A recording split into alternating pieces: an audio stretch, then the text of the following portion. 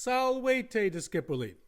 In today's lesson, we continue the account of the trial of Salvius, and actual criminal charges will be introduced. Okay, so this is actually the last sentence from the previous tutorial video.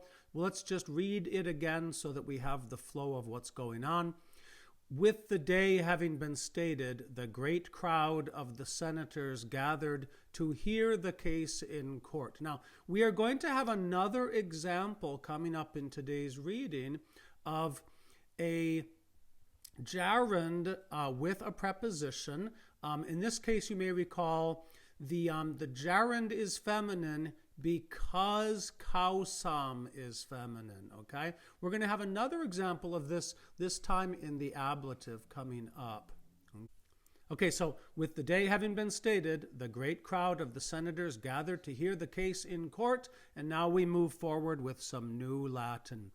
Primo die cognitionis glabrio crimina levia exposuit. On the first day, okay, so again, these are ablatives. Ablative of time is on or in the day, hour, year, whatever.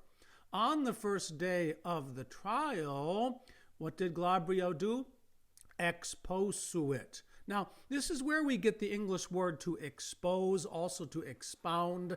Here I'm just going to translate it. He laid out light crimes. Crimina levia. Dixit salvium domi statuam suam in loco altiore quam statuam imperatoris posuisse. Okay, so this is going to be an indirect statement. We're going to use this also as an opportunity to study what we call the sequence of tenses. Okay, so he said, I've put the word that in parentheses because what's following now is an indirect statement. Everything after dixit is the substance of what he said. He said that Salvius, and remember, the subject, so to speak, of the indirect statement is in the accusative, and the verb of an indirect statement is expressed with an infinitive. In this case, it's at the end. Now, I am translating this perfect tense infinitive, posuisse, as had placed. There are other contexts in which I could have translated that very same word as just placed. And now let's learn the reason why. This is called the sequence of tenses.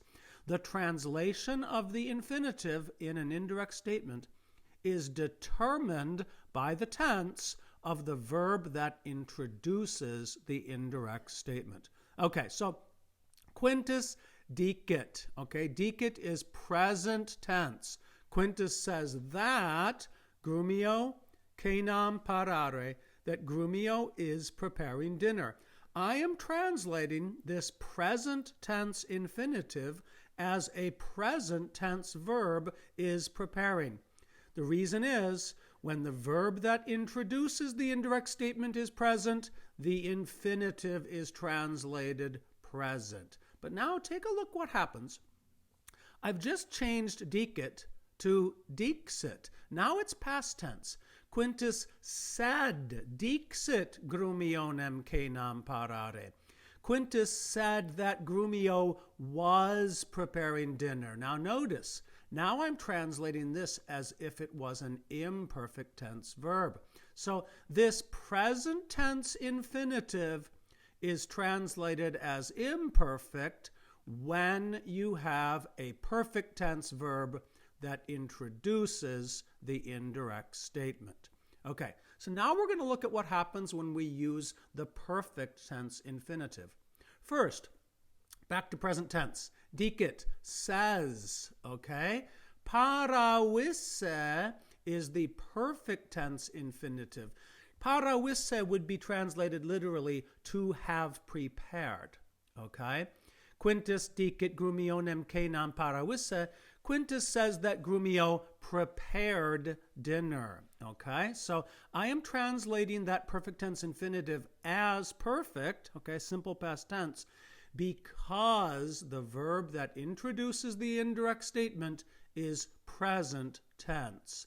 And now here we come to the main event. The reason I translated possuisse up here as had placed, because take a look at what happens, people. When I change dixit now, dixit said, parawisse, the perfect tense infinitive, is translated as pluperfect when the verb that introduces the indirect statement is itself perfect tense. And that is why dixit, he said that Salvius possuisse had placed. Okay, so now we're going to have some practice in upcoming lessons on the sequence of tenses quite a bit.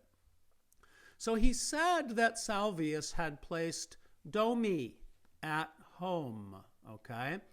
He placed at home statuam suam, his own statue, meaning a statue of himself, okay? So Salvius is a vain man, and he's got a statue of himself that he places in his home, but look where he placed it at home. In loco altiore, in a higher place, quam statuam imperatoris, in a higher place than the statue of the emperor. So this is being introduced as a crime, okay? In other words, how dare he have a statue of the emperor and a statue of himself and put like his own statue like on a pedestal that is actually taller than the emperor. He's showing disrespect to the emperor, even though it's in his own home. People have seen this, and the person here, Glabrio, he is introducing this as a crime. Quo audito Salvius sperare coipit se e manibus accusatorem elapsurum esse.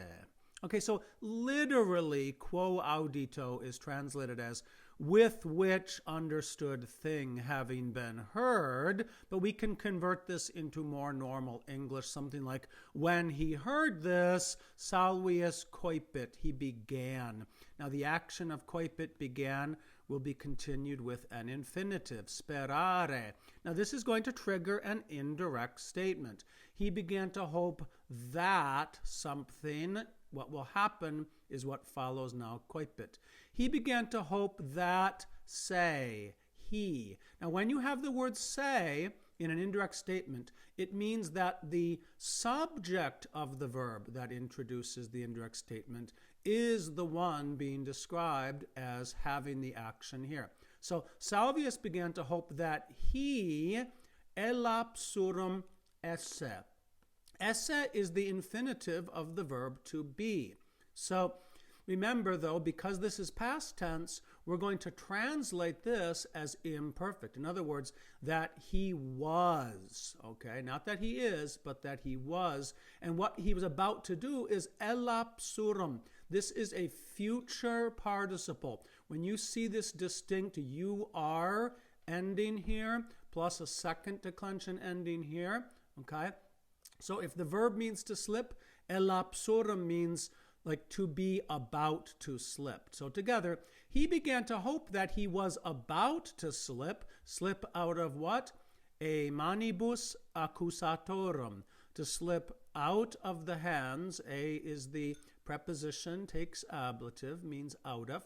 Slip out of the hands, accusatorum, genitive plural ending, to slip out of the hands of the accusers. Now what this means is Salvius is saying, okay, I get it. The emperor is not going to be thrilled to hear that I had a statue of myself at a higher elevation than a statue of him, but it means it's not like they've proven that I forged a will and tried to poison Cogidubnus. I mean, those are his real crimes.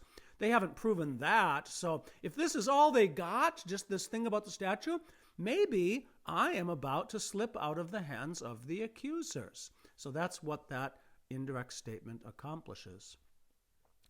Here it is, people. Postridietamen apparuit accusator novus, Quintus Caecilius Jucundus.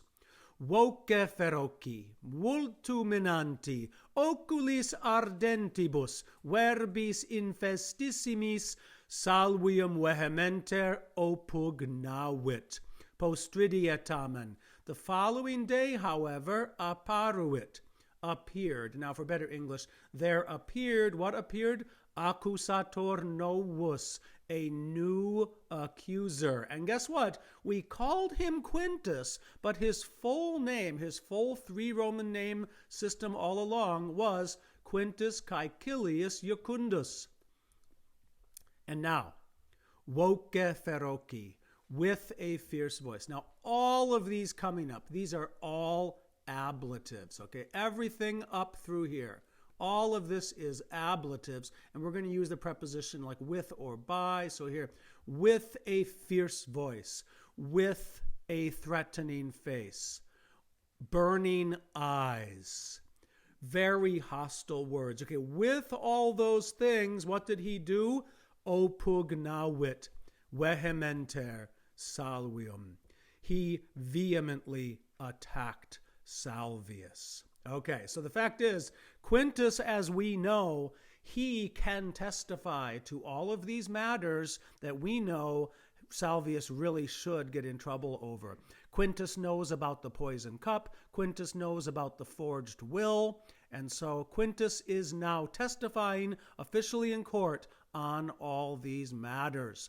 As we will read part 2 next time, we're going to see what Salvius has to say to these charges.